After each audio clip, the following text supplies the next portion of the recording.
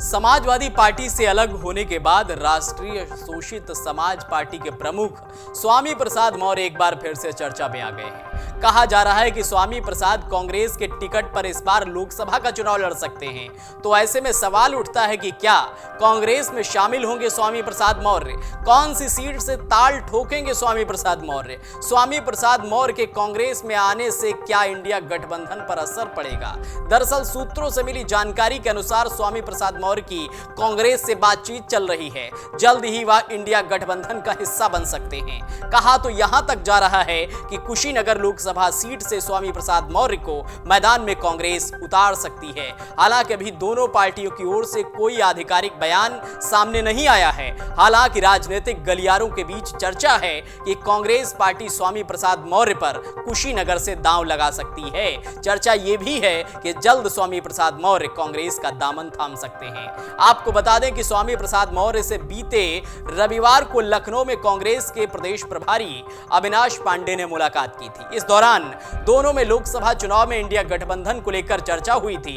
मुलाकात की जानकारी खुद कांग्रेस के प्रदेश प्रभारी अविनाश पांडे ने सोशल मीडिया के जरिए दी थी। उन्होंने अपने पोस्ट में कहा कि दोनों ने औपचारिक भेंटवार्ता में इंडिया गठबंधन के विस्तार पर सकारात्मक चर्चा की है।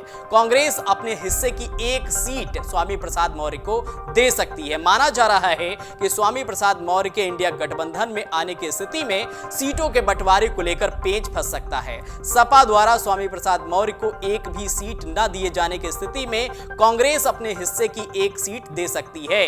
इन संभावनाओं से इनकार नहीं किया जा सकता है। सपा छोड़ने के बाद स्वामी प्रसाद मौर्य ने तुरंत नई पार्टी बनाने का ऐलान कर दिया था। सपा भी इंडिया गठबंधन का हिस्सा है। सपा ने कांग्रेस को लोकसभा चुनाव में 17 सीटें देने की घोषणा की है। हालांकि स्वामी प्रसाद मौर्य के इंडिया गठबंधन में आने की स्थिति में सीटों के बंटवारे को लेकर पेच फंस सकता है। सपा द्वारा स्वामी प्रसाद मौर्य को एक भी सीट न दिए जाने की स्थिति में कांग्रेस एक सीट देकर उनको चुनावी मैदान में उतार सकती है। इन संभावनाओं से इनकार नहीं किया जा सकता है। स्वामी प्रसाद मौर्य ने 2009 में कुशीनगर से बहुजन समाज पार्टी के टिकट पर लोकसभा का चुनाव लड़ा था। हालांकि उन्हें हार का सामना करना पड़ा था। 2009 में मौर्य को कांग्रेस प्रत्याशी आरपीएन सिंह ने हराया था। हालांकि अब आरपीएन सिंह भारतीय जनता पार्टी में हैं। बता दें कि लोकसभा चुनाव की तारीखों की घोषणा हो चुकी है। कुशीनगर में 7वें चरण में 1 जून को मतदान होगा। 19 अप्रैल से शुरू होने वाले लोकसभा चुनाव में आखिरी फेज की वोटिंग 1 जून को होगी। वहीं 4 जून को नतीजे आएंगे। उत्तर प्रदेश में 7 चरण में मतदान होगा। 19 अप्रैल को पहले चरण के लिए मतदान होगा। 26 अप्रैल को दूसरे चरण का मतदान होगा। 7 मई को तीसरा चरण है। 13 मई को चौथा चरण होगा। 20 मई को 5वां चरण होगा। छठा चरण 25 मई को होगा। 1 जून को 7वां चरण का मतदान होगा। 4 जून को लोकसभा चुनाव के नतीजे घोषित किए जाएंगे।